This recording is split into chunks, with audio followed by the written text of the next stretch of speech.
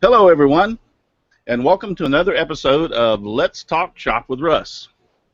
Tonight is Season 1, Episode 4, and we are going to be visiting Miter Mike's workshop tonight, and he's going to be talking about his joiner. I really appreciate him stepping forward and saying that he would do this tonight. It takes a little bit of a load off of me, so I can kick back. I threatened today, I don't remember who it was, I was going to bring popcorn and sit back and eat popcorn, but I kind of figured that wouldn't be the kind of nicest thing to do here on the show. So we're going to go down the list of people who's on the panel tonight, and they'll give you a brief introduction and tell you where we can find, or they will tell them or tell us where we can find them. I'll get it right here in a second. So I'll start off on my left, and the first one on the left is Mr. Brian Gidney. Hi folks, my name is Brian Gidney. I'm the owner of Summers Woodworking and the Summers Woodworking Show. You can find me on YouTube by those names, or else if it's convenient for you, just go to my website at summerswoodworking.co. All the links are posted there. Cool. Next in line is Mr. Chris.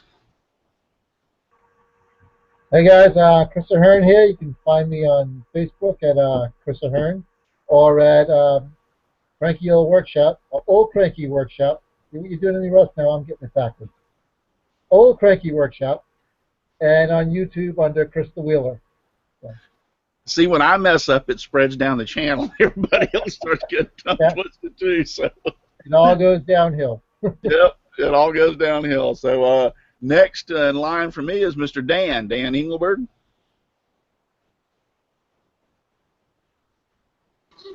Yeah, my name's Dan Engebretson, and from Dan Engie Wood, and you can find me under Dan Engie Wood on YouTube, Facebook, and Pinterest. So how do you pronounce your name again? Engebretson. Engebretson. Close enough. Close enough. Trust me, I'm terrible when it comes out to those long last names. Yeah, if it took me a little while to get it right too. Yeah, if anybody's going to mess it up, yeah, it'll be me. I guarantee it. So thanks for being on, Dan, and I appreciate it. Next in line, we may have Mr. Dave. Yeah, I'm Dave Gatton. You can find me on YouTube under Dave Gatton, and you can also find me on Facebook under Dave Gatton Sidewinder CNC, and I also have a web page, www.cncsidewinder.com. Very good. And next after him is Mr. David Bishop, I believe. Hey guys, I'm David Bishop, and you can probably see some of my stuff on YouTube. I think it's David Bishop, and then you can find me David Bishop on Facebook, and then I have a second Facebook at One Eye Woody. If it takes me just a second, I'm trying to do two things at one time. Apparently, for some reason tonight, when I first started the show, it didn't work. It kind of locked up, didn't work. I had to come back and redo it. So the post that I had put out earlier today, or actually this week on Facebook, the link is not working. I'm having to post a new link. So if y'all will bear with me just for 1 second, I'm making sure everybody gets it and everybody can get in to watch. So because I've noticed our chat is not filling up like it normally does. So next is Mr. John. John, you want to introduce yourself, and if you can talk a little bit longer than normal, I'd appreciate it. It's John Schaffner, and I'm up around Syracuse, New York, and good old central New York. Upstate New York, not the Big Apple. You can find me on Facebook under my name, and one of these days I'm going to get around to doing some YouTube videos and put up a website and all that happy horse stuff. They'll make my internet presence a little larger. But I've been woodworking for 40 plus years and scrolling for 35 years. And is that long enough, or are you going to go make popcorn and get it stuck in your beard? You know, I got to go make the popcorn's not ready yet, so that was long enough. People are starting to come in the chat. And for those of y'all who are watching on YouTube in the chat, once again, somehow when I first started this, the original link that I'd posted earlier in the week is not working. If y'all could spread the word around, I've got several people in the chat right now, so that's a good sign. I'm like, great. Next, we're going to go over to Mr. Ron. Ron, are you with us? And I'm not getting any response from Mr. Ron. Okay? Then I'll skip and go. I pushed the button, but it didn't work. It's sometimes there's a delay there, trust me. Yes, I can hear you now. You can't see me, though. I don't have a camera at the time, but my name's Ron. I'm the wood traveler. I travel the country meeting woodworkers and interviewing them and playing around at their shop rather than having one of my own. But today I'm calling on my phone from sunny Sauk Village, Illinois. Just right off, I could throw a rock from here to Indiana. Who knows where I'll be later this week, but I travel around meeting people and always open to it. You can find me on Facebook or just Google Wood Traveler. You'll find me. Yeah, let me know when you're headed south towards Florida. I'll definitely look out for you. It's just about as soon as this temperature keeps dropping. Yeah, I don't blame you. I wouldn't want to be up there either. Next in line is Mr. Russ Meadows. The reason I have to say his last name because we both have the same first name, and I quit trying to say it was my name first because he keeps on correcting me, and because everybody knows he's older than me. So. Well, you took my introduction. I ain't got nothing to say. Yeah, you can find me on Facebook as under Russ Meadows or my Facebook page, Rusty Nail Woodworks. Rusty Nail Woodworks. That's pretty good. And I am older. Cool. All right, and then last but not least, and I always forget to introduce myself, by the way, but I'll go ahead and do that. If you haven't figured out now, I'm Russ Clarity, and I have Simply Wooden Creations. I keep on forgetting to put my little doohickey up with my name on it that I made the other day. Before I had it all across here and then down the sides, but it took away from my sticker board. And that's another thing. Talk about the sticker board real quick. I've got some people said they were sending me some stickers. I'm looking out for them. But if you send me a sticker, let me move my air hose over here out of the way. I will put it on the sticker board, and every time we have a show, this is going to be here with everybody's sticker on it, and so you get some free advertisement there. So send me your sticker. When this one fills up, I already said I'll build another one over here. When that one fills up, I don't know what the heck I'm going to do, so we'll figure out something for sure. But yeah, if you want to send me your sticker, I will. If you'll PM me on Facebook or send me on Facebook, or I will give you my address so you can send it. Be more than happy to put your sticker up there. And then now we are to the man of the hour, Mr. Miter Mike. His actual name's Michael, but he's going to talk tonight about his jointer. So I'm going to turn it over to him, and you go for it. I'm going to mute myself so it'll actually go to you. Alrighty, thanks, Russ. My name is Michael Murray with Miter Mike's Woodshop. I have a YouTube channel, Miter Mike's Woodshop. Easiest thing to find all my links is if you go to my website, mitermikeswoodshop.com, and they'll all be on there. Russ had asked me to do a demonstration on my joiner, on my lathe. Yeah, my lathe's back there. On my joiner.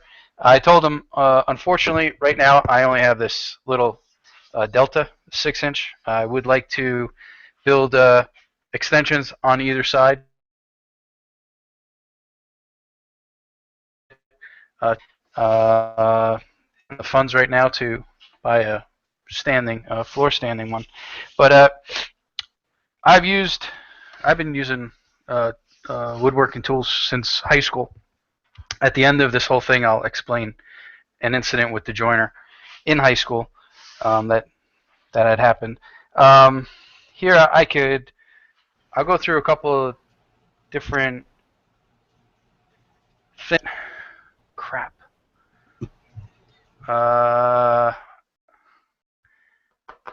Damn it. I had the stupid Allen key and I moved it, and I'm gonna have to find it in 1 second. I think it's over there. To take the guard off. Trust me, if anything's gonna happen, it's going to happen live. It's inevitable. Yeah. It's gonna happen live, so don't worry about it. So if you give me 1 second, I'm gonna run right over there. Give me 2 seconds. I was painting. Running over there, everybody can run to the snack bar and grab some snacks and popcorn and some fresh drinks. Let's all go to the lobby. Let's all go to the lobby. Let's go into the lobby and get us something to drink. Hey, if you can't have fun, then I'm trying to help stall, but I'm running out of material. Because every time that I've ever tried to do something live, trust me, it ended up messing up. It didn't work quite just right or whatever, and so I've learned of one thing: you can't. If it's live on air, you're going to end up messing it up.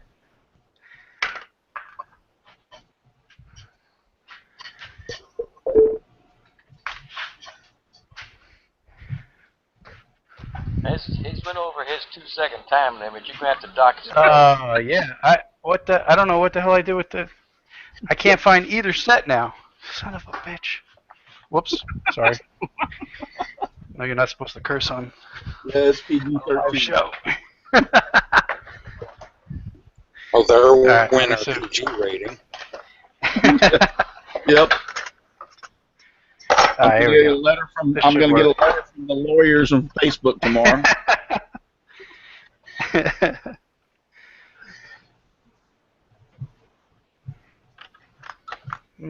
Figures. Thanks, Russ. I totally screwing you up here. That's all right. This is why we have Screen Guild unions here. Yep. I'm glad you ain't getting paid. That was the case I'd work for a union.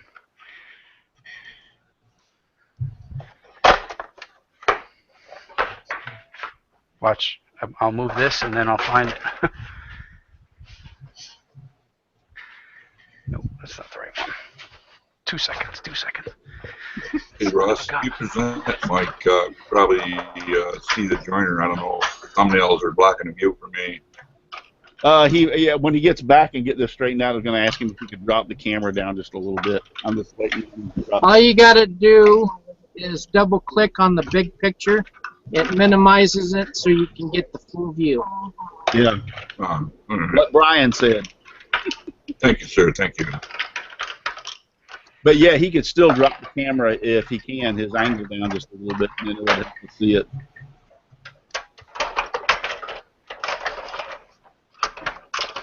Well, I'm glad to see I'm not the only one that has issues.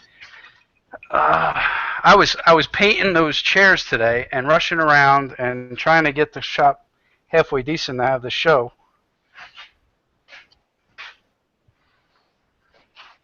And I moved the Allen key, and I don't know what I did with it. Well, what is the Allen key for? To take that guard off. Ah. Which now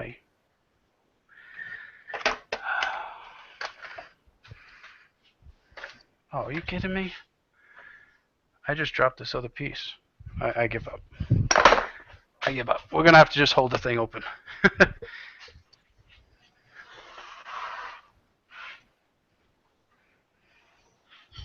There we go. You guys can see that, right? Yeah, drop your camera. There you go. Yeah, a lot There you better. go. Let me see if I can prop it up so you guys can actually see. All right. I'm actually going to do a demonstration in a minute. But how I how I set the knives is on this joiner. Here's the locking mechanism to lock this in-feed table. To lock it down on the bottom. Can you see that? Yeah. Yeah. Down on the bottom here is how you'll adjust, and it'll show you how much you're going to be taking off. So what I do is when I'm going to set the knives, if I take them off to sharpen or replace, what I do is I put it back to 0, so the in-feed table is on. I lock it so it doesn't move for me. Then what I'll do is, if this was off, this would be a lot easier. What I'll do is I'll make sure that the in-feed and out-feed table are level. All right, and how I was taught to set the knives up is you'll make it even with your outfeed. I don't know if that's true but that's how I was taught. So what I do is once I zero that back down, or up, I should say, I'll make sure that the blade is touching. But the cool thing on this, which I can't do now because, yeah, I can. On the bottom here, the cool thing is this, on this joiner, you can lock the blade from moving. So when you're working on the blade, you can lock it from the shaft actually spinning. I don't know if all lathes or all joiners have it, or if it's just for this one, but I kind of like that idea. So when you're actually working, trying to level the blade, I had done this before. Today I took them out, I cleaned them up, and I put them back in. I was actually going to do it again live, but with this stinking guard not coming out, it's going to be a little hard to do. Now, there's several different ways that I have read about. I have one also, a jointer also. Mine's a floor model, but there's another way real easy that you can do it also that I heard, and that is you set the blades just high enough so that when the blade it rotates around, it will just lift, like if you put a bridge across there of, like, let's say a 3/4 inch piece of wood, it will just lift the wood and move it slightly. So that's another way of setting them up. I know there's several different. Some people say it needs to be proud a little bit. In other words, a little bit higher. I've always set mine level just like you do, but I've heard and read several different philosophies on how to set yours correct. So, or they say how to set it correct. Yeah, the good thing is this type of Looks like Mike is frozen. So what? No, he's not frozen. Not for me. Oh, all right. On this type of joiner, these screws don't level out the deck. They're mounted to a plate, which I can't adjust. Like, I know the floor models you can move it this way, that way, but this one I cannot. I've tried to move them, and it does not work. I thought it was a better joiner than. Right. You need a mop? Yep. Yep. Somehow you got. I think he's doing. Unmute yourself, Michael. How's that? That's I don't know how that happened. I don't even remember what I was saying. But what it is here is how you. I've got a question on that, if you've got a second. Go ahead. Go ahead. For those of us that don't have one of those and don't know what it is, can you tell me what it actually is supposed to do? I've heard the name, joiner, Okay. but I don't know what it is. All right. What? Yes. What you could use this for is to flatten. What do you want to say? True up or flatten one edge. Your flat edge, which I'll demonstrate when I'm done setting this up. Like cupping. To Well, yeah, straighten out a you piece can take of yes, you could take out a cup Okay. and plane it down, and then what you'll do is once you have one side good, then you can ride this against the fence, Okay. and as long as your fence is 90 to your table, Right. then you can get a 90 here, and then what you can do is you can then put it through if you have a thickness planer, then you can get your parallel side, and then you can actually run it through your table saw, and you'll get your fourth sides all square. Okay. I had no idea what it was for. Yeah, basically that's what it does. You can take a board, excuse me.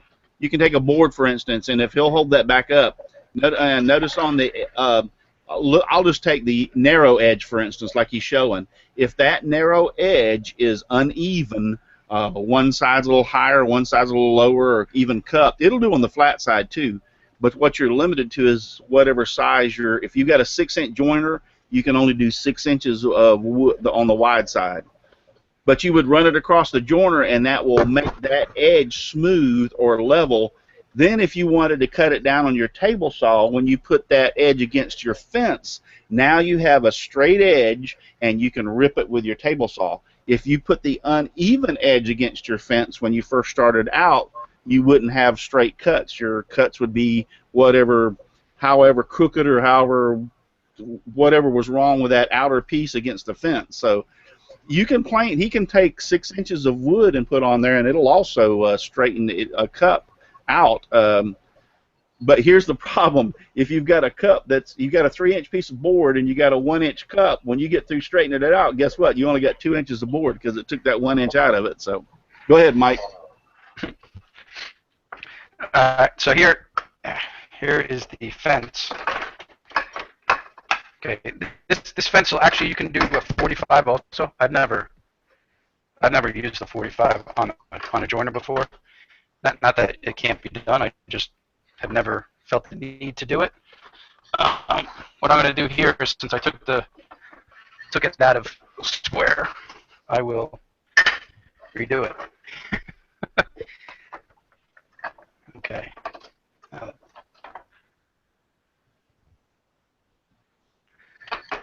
Hold on a second.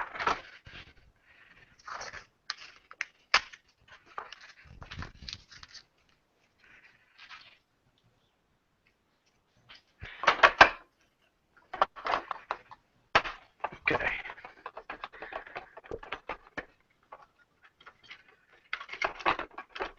What I'm doing here now is I like to keep it to do the most width on the board, so I keep it all the way to the very edge. Okay, and here, take a square, and what you'll do is, sorry, my head's in your way. Still in the way I can see. Now this is it. There we go.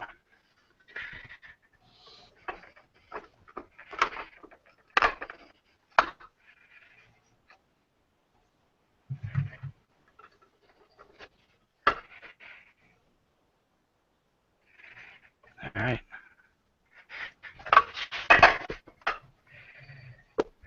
There's also a fine-tune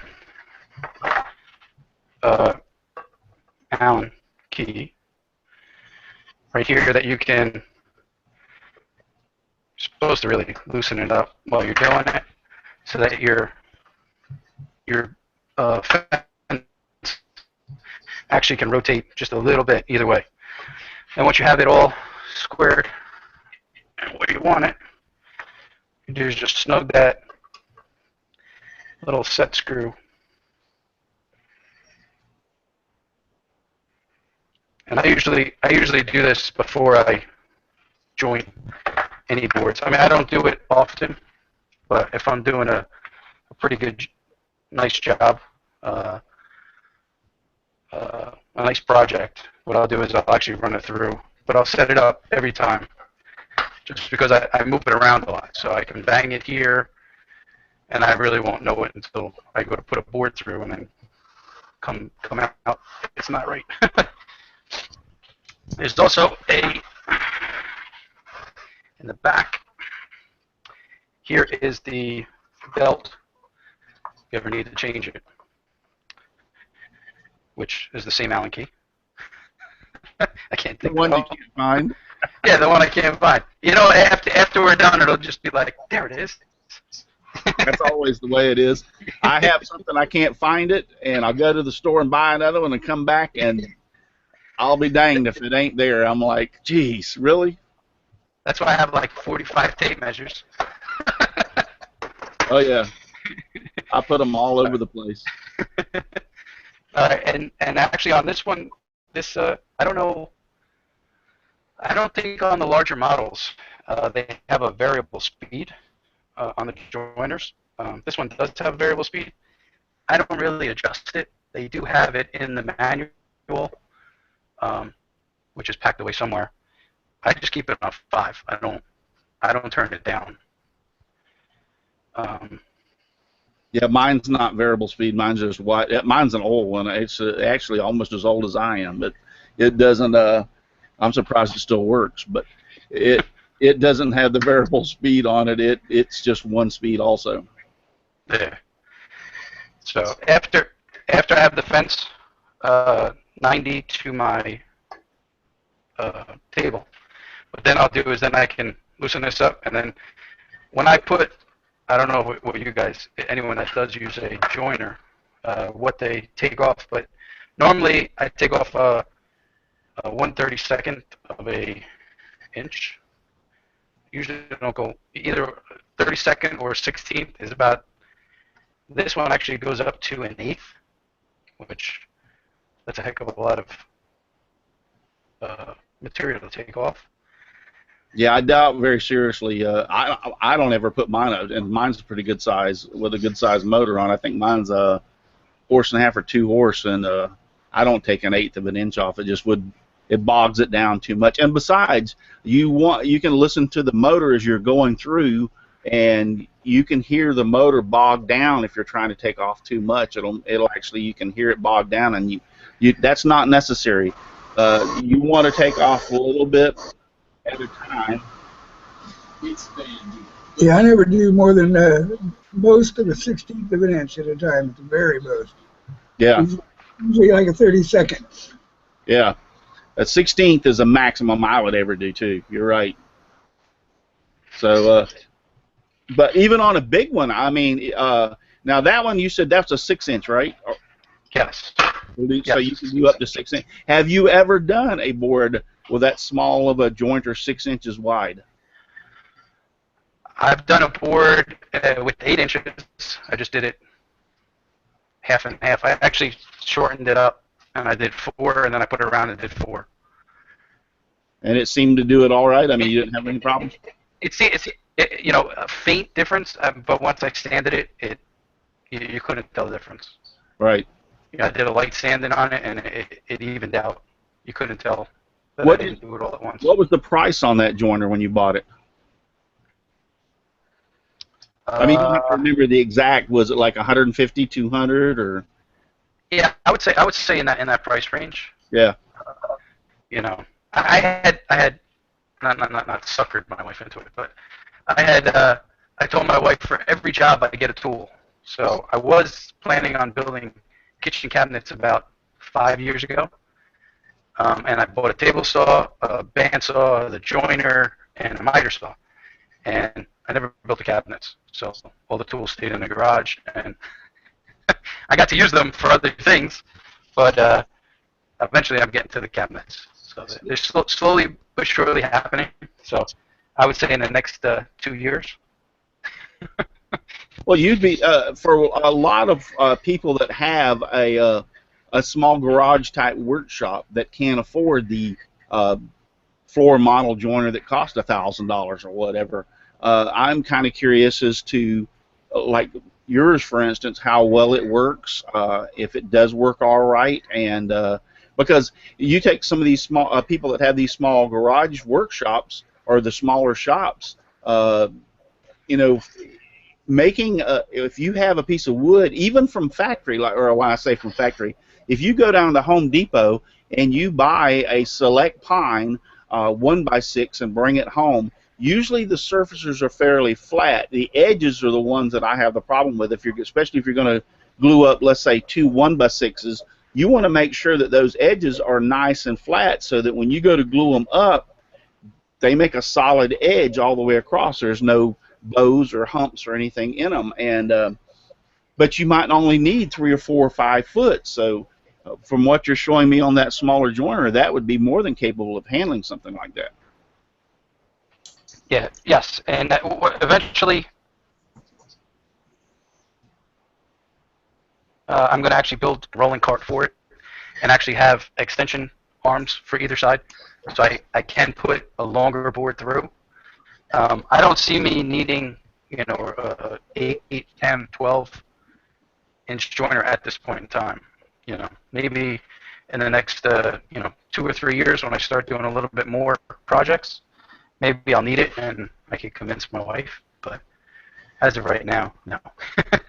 Well, you got we're having a baby in November, so yeah, a lot of diapers have to come first. You definitely have to watch what you spend, because in most of your I want weekend woodworkers, I would say it's a hobby, not necessarily they're trying to make a living out of it. So they have to be very careful about how much they spend. Anybody got any questions on the panel, or any remarks, or would you like to say anything? I had a question for Mike. You said you ran about an 8-inch board on there, and yes. so I'm assuming you had to pull that guard off and just run it, and then flip it around and run it again. Is that how you did it? Yes. Okay. And so you didn't have any problem as far as the results you were looking for? No, it was a very faint. I don't know if I had you know, twisted it when I was putting it through, but there was just a faint, you know, little lip that once I sanded, it came out, and it looked fine. I mean, it wasn't showroom, you know, project. So. Okay. The reason I'm asking that is a joiner is on my list of the next tool I want to buy, and you know, of course, I have a fairly small shop too, so I was, you know, that would be a good size because it's small enough you can pick it up and move it around and put it out of the way. But I was just wondering how big a board you could do with that. So you kind of answered my question. I mean, I wouldn't advocate for taking the guard off, because I'll do a demonstration right after this little story. It kind of goes along with your confession thing, Russ. But what it is in high school, I was a very good woodworker, and every project I did 2 before everybody else in the class did 1. I was ahead of everybody so far. I had 3 legs done. I was working on my 4th. I had the pieces glued up, and I was running the piece through the joiner at school. Teacher never told us to use the push stick.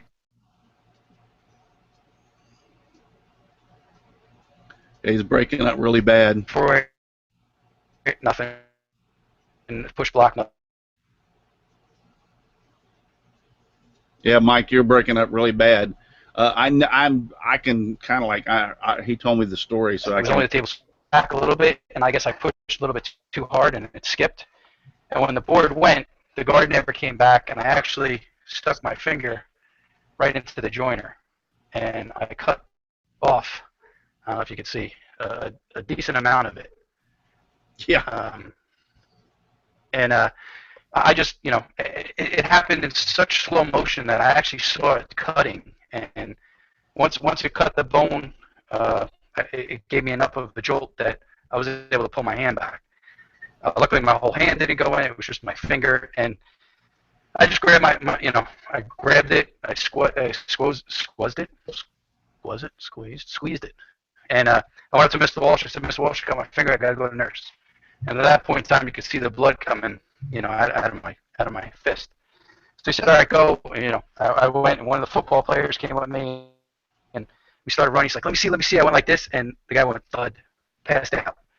So I went to the nurse, and long story short, that's the nail bed. The nail keeps growing. I always file it back and cut it. My wife for 6 months didn't even know I didn't have a tip of a finger, because I always walked around with a fist and kind of self-conscious. Now I just really don't give a crap. You don't like me because I don't have a tip of a finger, and that's your fault. But Yeah. they said in order to get rid of the nail bed, they would have to take it back to the first knuckle. I said, are you kidding me? I'm not losing another quarter of a finger. I'm not. So that's why when I see the guard removed on some of the guys, or the guys pushing it through with no push stick, I don't ever tell anybody how to do their thing. I'm not the shop police, because I know I do stupid things sometimes too, and it's just one thing that I guess it's kind of fresh on my mind for, I guess, forever. Yeah. But for years, I think all of us are guilty of that. Go buy a blender. I couldn't. Go ahead, Russ. Yeah, I think all of us are. If you've been in woodworking for a long enough period of time, back when my dad used to do it and my grandfather used to do it, they didn't use dust masks. They didn't use eye protection. None of these things existed back then. So I've kind of grew up in that kind of atmosphere where a lot of the safety things, when I do things, I don't think about them. I've already got the thing in this table saw, and I've already got it cut. And when I realize, crap, I didn't put on my safety goggles, or I didn't put on my dust mask. And it's unfortunate for me, because I don't think about those things when I should be more conscious of safety. But all of us have to. That's a reminder right there about you cutting your finger off there on a joiner. All of us have to take some time to just stop, and these things can hurt you really bad in a split second. They can take a finger, they can take a hand. They can do some really bad damage. I've been fortunate, thank God, and knock on wood, that I have never suffered a real serious injury in doing all the woodworking I've done. I've had a few scrapes and bumps, but if use your safety equipment, you don't take the guard off, don't do that kind of stuff. It's there for a reason. It's there for a purpose. Hate to interrupt, Russ. I want to include the people that are on the chat here. Yeah, and I thank you, Brian. I just wanted to say that real quick. I've been looking over, and Brian, during the whole time we've been talking and running our gator, he's been over here kind of like entertaining the people on the chat. Thank you, Brian, very much. You're welcome. Donald, he's like, after Mike showed his finger and everything, Donald's Vlogify, he goes, great, now I got to go work on mine tonight, because I guess he doesn't have his guard on. And some of the people were saying that you did a good job explaining things, Russ. And yeah, it's kind of choppy to hear Mike talk.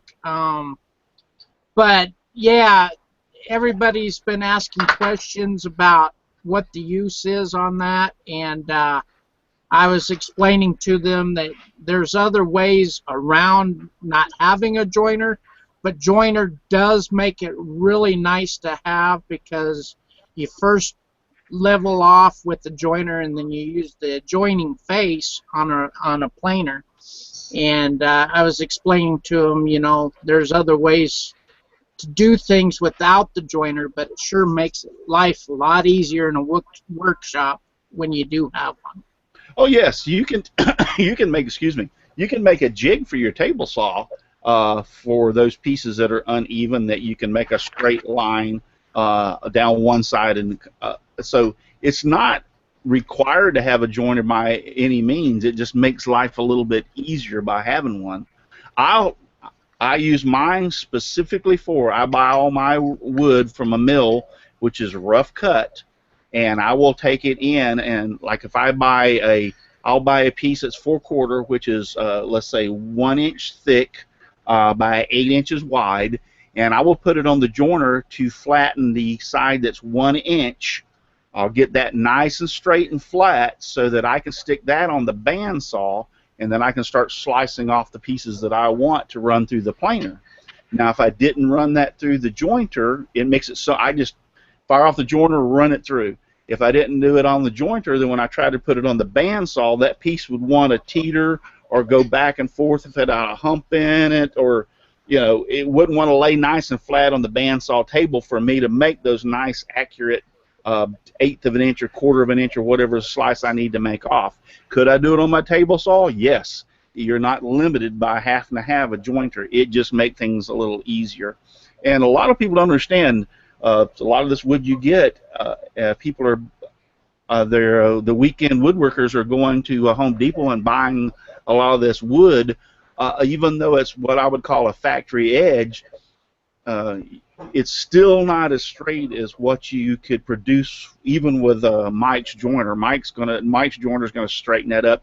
Just think about it. It was on it was wrapped in with metal straps. It was transferred from Washington State down here to Florida to get it, so it's had a few bumps and bruises on the edges. So running it through a jointer like Mike has right there, even for a weekend woodworker, is a great way to straighten those edges out, and really fast, really easy. Go ahead, Mike. First off, anybody else got any questions on that? Well, Donald wanted to clarify. He says, no, I got the guard on, but I caught myself doing exactly what Mike was talking about, and the guard got wedged open. Yeah, not good. Not good. Yeah, and another thing with the joiner, when you're using a planer, if that board's got a twist in it, if you run it through a thickness planer, whatever's on the other side is going to show up on the other side. So if it's twisted, it's just going to stay twisted. With a joiner, you can take that twist out. Once it's nice and flat, then you have the planer to do the joining phase.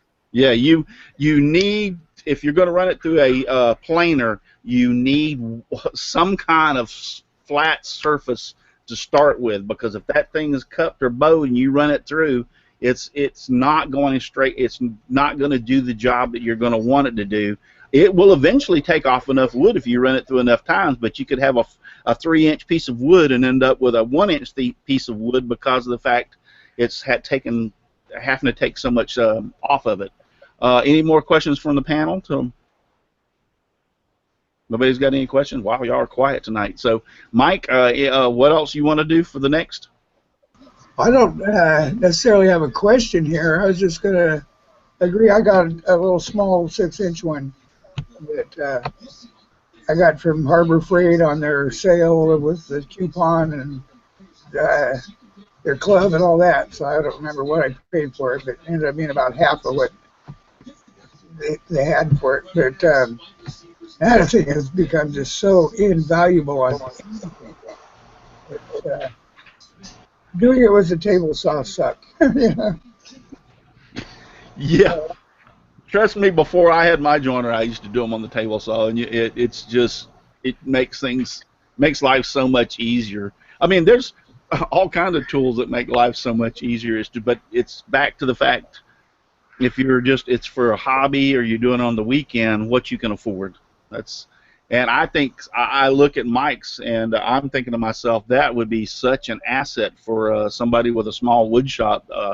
If it's under $200, that's quite affordable, if you ask me. And it'll do something 6 inches wide. I mean, think about it. You do 2 6-inch boards, glues them together, and now you have 12 inches. So that's really nice. That's really a nice option for those tabletop tools like that. And not to mention, when you're just doing it for a hobby, I don't think you do anything bigger than 6 inches anyway. Yeah. Most people, most of my projects, I usually keep them down around that. Also, the smaller ones. Mike, what else you got? You want to show us? Well, I got another question for Mike. I can do a demonstration if you want. John has a question real quick. Go ahead, John.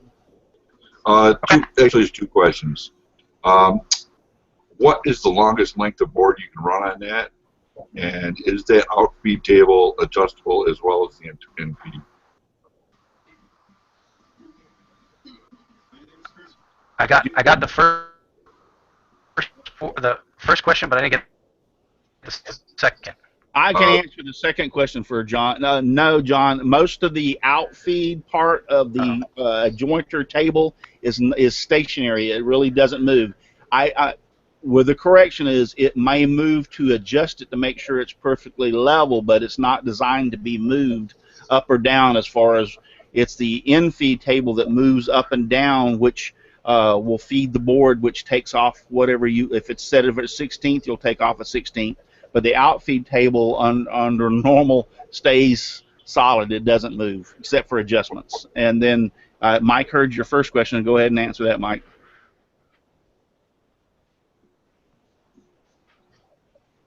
Is Mike, are you with us? The largest board that you can run, however much pressure you could keep on the table. That's really it. That's why I want to have I want to make an extension, maybe just another foot on either side, just to give me a little bit longer of a board that I could slide through. I mean, I think I did I think it was a 4-foot piece I put through that one time, but I had used rollers on either side. I didn't want to keep too much pressure pushing down. I would think you would be able to, if you had some little built smaller outfeed tables on that, to do an 8-foot board without any problem. Because you're going to need the stability of outfeed tables to keep that thing from, when you're trying to put it on such a short table, from going up or down from the weight of the wood, or you're trying to control the wood as you're feeding it. So if he strapped on a 2 foot on each side, you could do an 8-foot piece on that without any problem. Hey Russ, we got a question.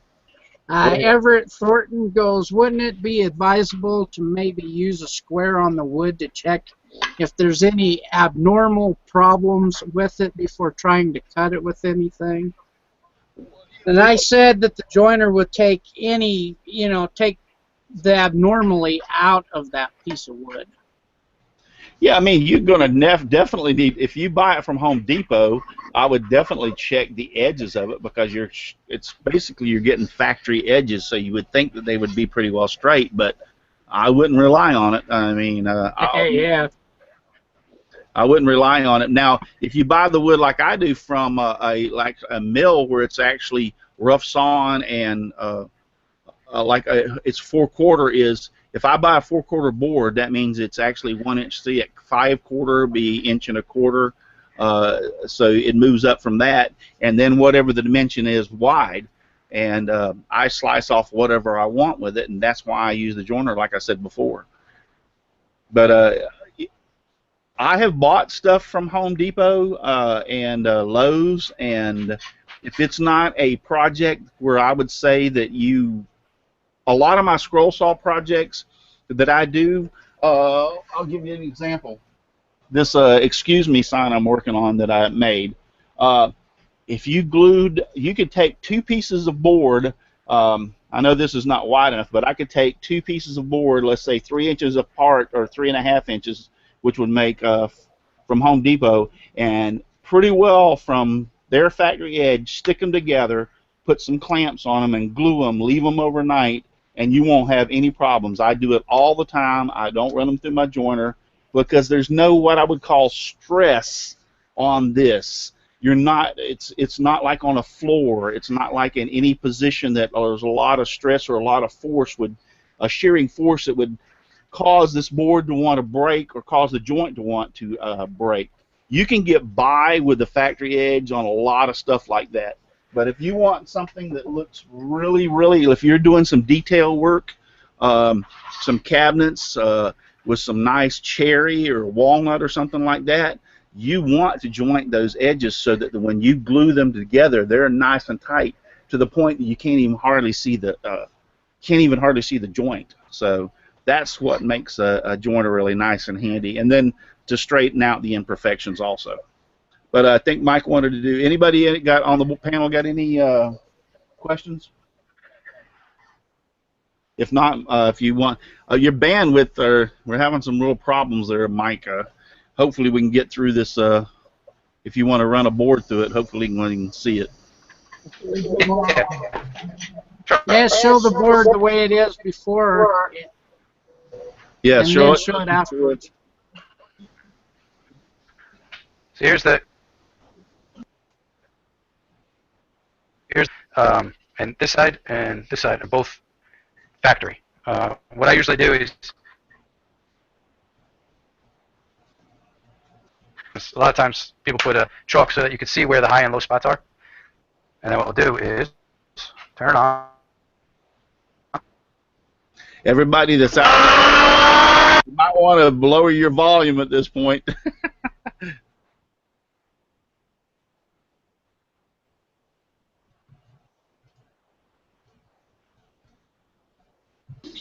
You haven't finished your sawdust sign, Russ?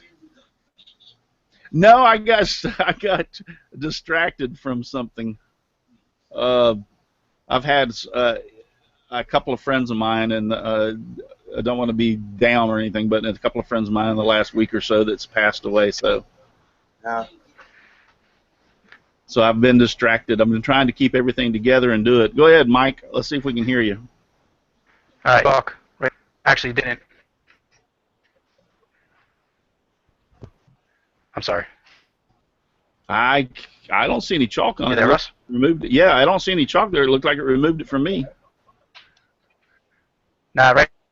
Oh, right there. on the end there. There you go. You see it, that little chalk? And Yeah, I that's see it. chalk. The rest of it pretty much took off all the rest of the chalk. So what I'll do is I'll run it through again, and then what we'll do is we'll come and reface this side. Go ahead. I think also that I was just talking about the Hangout. Somehow it knows when there's extremely high or loud noises, it automatically has its self-mute thing where we don't get blasted out by his joiner when he goes to do that.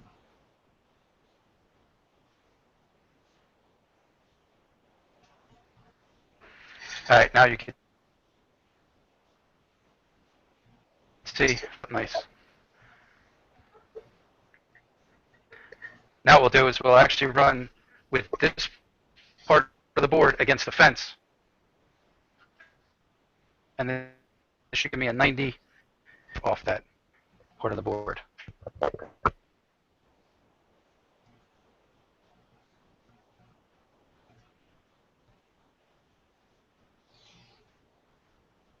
Yeah, what he's doing now is he faced the flat part. I want to guess that's like about 3 or 4 inches wide. He faced that first, and now he's going to face the narrower side of that to make sure that it's nice and smooth. He runs it for you a few times through the joiner for a few times, and it will take off. Every time he makes a pass, he's going to, whatever it's set at, let's say it's set at 1/16 of an inch, it will remove that 1/16 of an inch. It's not like the planer. When you do a planer and you run a board through, let's say that I want to take the board is 1 1/4 inches and I want to make it at 1 inch, and it's also got some defects in it. So what I would do is I would set my planer up, run the board through it, and after I make a couple of passes, I need to actually lower the planer to take off more. Otherwise, it's not going to happen. Every time I run it through, it's not going to do. So I need to lower the planer down, run it through. On a joiner, it doesn't work like that.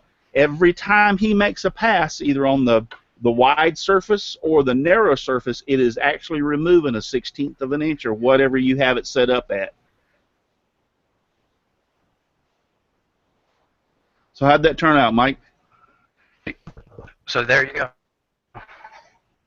Nice old, not old, well, it is an old, it's an old piece of 2x4 I had in the shop. I'm actually working on that. The other reason why I want to make the extension is I am in the process of building a loft bunk beds for my daughters, and I was thinking about just using regular old 2x4s, but I didn't like, how crummy they look. So it's actually going to join them, plane them, and then cut them final size on the table saw. Yeah, that should work out quite well. Well, we're winding down. Look at the time. But yeah, I mean, I don't know if you could. Yeah, it's hard for us. Hold that up again with that square on it. It's hard for us to tell, but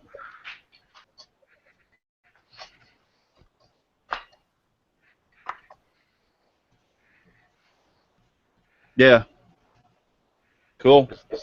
No light in that at all. And the main thing is making sure that this fence is 90 degrees to your table.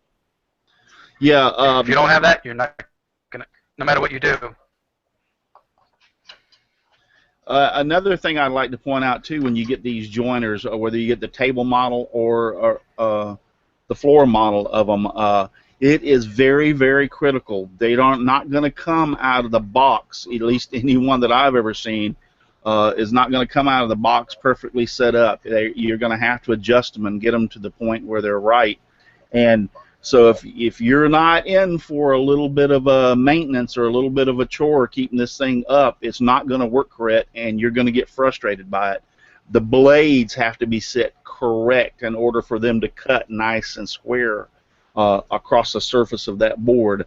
The fence on the side has to be nice and straight and correct in order to get everything has to work together to make that work right. The biggest problem that I have with mine is not the fence at all. It's getting those dead burn blades. There's 3 of them, and getting them all precision lined up. Now, once you do that, usually you don't have a problem. Then it's a matter of just checking to make sure your table or checking to make sure your fence is nice and level and nice and square. Other than that, you should be sailing pretty safe. But getting those blades lined up, if you have to change your blades, if you run a board, I would suggest anybody that owns a planer or a jointer that they they're relatively cheap. They're less than 30. I've seen them for less than $30. Buy one of these little metal detectors that you can run across the board. If you're going to be not doing factory boards, if you're going to do any kind of like pallet wood or anything like that, save yourself a little bit of money and get one of those, because you run one of those boards through on his planer or jointer right there with a nail in it, and you just wasted the blades. If there's 2 or 3 of them, whatever they are, they're toast. They're no good anymore. I mean, they're going to leave a mark on every board you try to do from that point on. So I highly recommend. I have one, and I would recommend. And I bought mine for like $25, $24 something on Amazon, and you just run it across the board, and you can make sure that even the little. And here's another thing people don't think. They staple those boards. They staple tags onto them at Home Depot, and they staple tags onto them at Lowe's and all your home improvement stores. They staple the edges of those boards. Those staples, those blades on those planers are very, very fine. One of those staples will mess up one of those blades. So that's just another thought. Yeah, Donald was saying one thing about squaring up that wood. You kind of have to go ahead and use the wood. You can't just do it all and then set it aside a few weeks, because the wood will move and not be square anymore. Yes, that is very true. If you don't keep it in a good climate-controlled environment and keep it laid out flat where you join it today and come back 2 weeks from now and think you're going to glue it up, well, guess what? It might not work. You might have to rejoin it. Anybody on the panel? Everybody's being quiet tonight. Dang. I just see that there's more equipment I got to go to the wife and get money for. Every time you do one of these shows, I got another piece of equipment I got to buy. It's not a y'all are dipping in my pocket. It's not required, but all from what I've seen of what I've tried to do with my table saw, it's required. It's required. It makes life easier. Trust me, it just makes life easier. I'm all about making it easier. Yeah, it does. Yeah, some of us don't have that much skill to make it such precise. But anyway, that's another issue. Yeah. I mean, I used a table saw for years that to straighten up my stuff, and I made a jig for it, and that's how I made mine. But when I come along the jointer, I couldn't believe the difference that it made as far as if you keep it set up and keep it right. You just walk over there pretty much and flip the switch, run the board across, set it for a 16th or whatever you want, and run the board across it, and you're ready to go. So there's no jig, there's no nothing. It just, that's what I use mine for.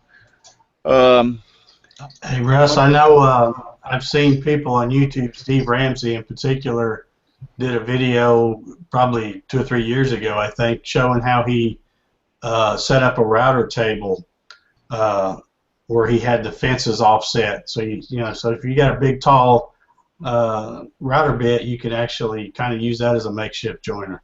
Yes. Yeah. Also sleds too. He did a video on some sleds. Table saw will do it. Router if you've got it set up right. But once again, like you said, you have to have a. Wow, I don't know where that's come from. You have to have a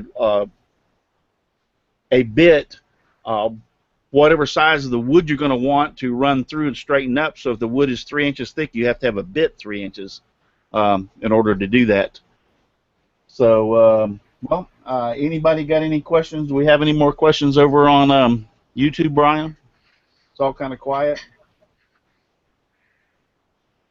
Well, for one, Chris Pine joined in. He says, baloney, any one of you has the skill. And he also says, for squaring your wood is a foundation to your project, and I believe that too. Yes. Yeah. And, well, I know poor old Russ Meadows over there, every time he comes on the show, he says he's going to end up having to spend more money. But I understand if it's just a hobby for you and you're only doing it on the weekends and everything, but even as a hobby, would you find something that makes it just a little bit easier, or you've been doing something the other way and you try something a little bit different, then all of a sudden you go, light bulb, oh my God, I've been doing this for the last 10 years and I just figured out that was the wrong way or whatever. The little tools, little things like this, and I do think the tabletop jointer that Mike has, I think that's a solution and answer. I really like those. I've seen them. I've never seen one used, and I think that's an answer to a lot of people for their home woodworking or on the weekend woodworker. That's an answer. That's less than $200, and it gets you set up and get you going. Yeah. Even if you buy it used, just like with a new tool. Yeah. Getting it. But even with the used tool or a new tool, you're just going to have to get to know that tool. And the best way to do it is get it to work the way you want it to. Yeah. Well, guys, we're wrapping down to the end of the show. Thank you, Mike. I appreciate what you've done for us tonight and showing us your jointer. Appreciate everybody being on the panel tonight, all y'all who've been watching. You have somebody said something? Is that you, Mike? No, I was saying thank you very much for asking me. You're welcome. You're welcome. I appreciate it. Appreciate you having you on and doing that. Well, a lot of people don't understand when you accept to do something like this in your shop. It just like Mike tonight, and nothing. I've done it many a times. Had things set up, and nothing seems to go right when you're all live the planning in the world. Yeah. Yep. So thanks everybody on YouTube that's been chatting all through. I'm going down a few names: Everett Thornton, Chris Pine, what is it? Donald Blogfly, Al Fortin.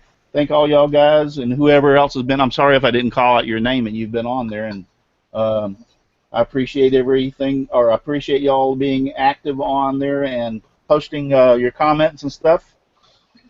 We'll be back next week. Well, it's tentative.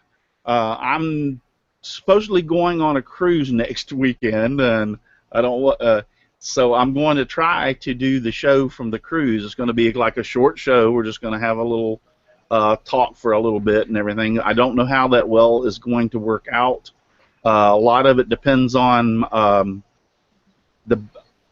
the internet connection that I have when we first get and what time we're leaving port. I'm hoping that we'll be in port long enough for me to do a little quick show and talk to everybody. If that doesn't work out, I'll let you know. As of right now, we're tentatively going to have it next weekend. I will post something on Facebook and during this week to let you know for sure.